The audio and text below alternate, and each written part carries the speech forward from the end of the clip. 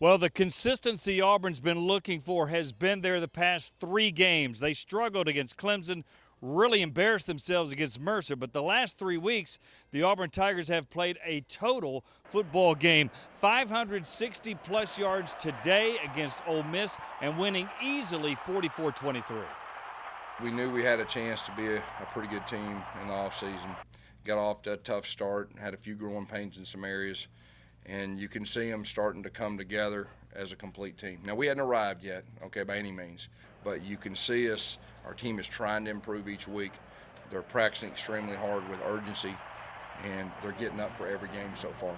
The challenge is we got to continue to do that because very few teams around the country can do that, and that's our challenge. That's our challenge to our coaches, that's our challenge to our players, and we're going to keep the hammer down, and we're going to continue to send that message.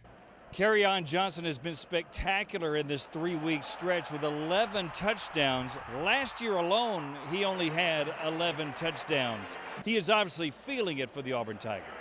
It's touchdowns win games, you know.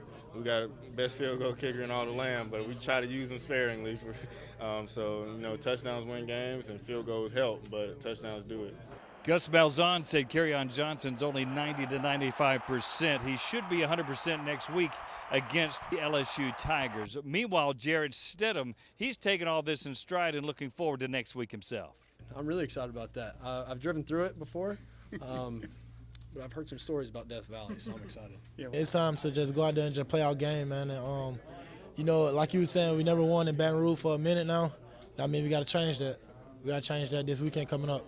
Defensively, don't let the numbers fool you because Auburn was the only team in America that had not given up 14 points. Today, the first team gave up 10, but Gus Malzahn wanting some depth. The Rebels ended up with 429 yards and 23 points on the day.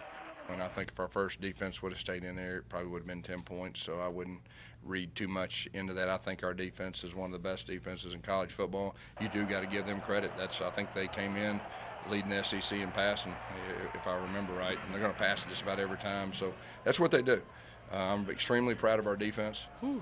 Yeah, that quarterback elusive, man. He scrambled a lot, and we did a whole bunch of drills to, to cover that and to plaster the receivers, and we did a pretty good job of that in practice and then as well in the game.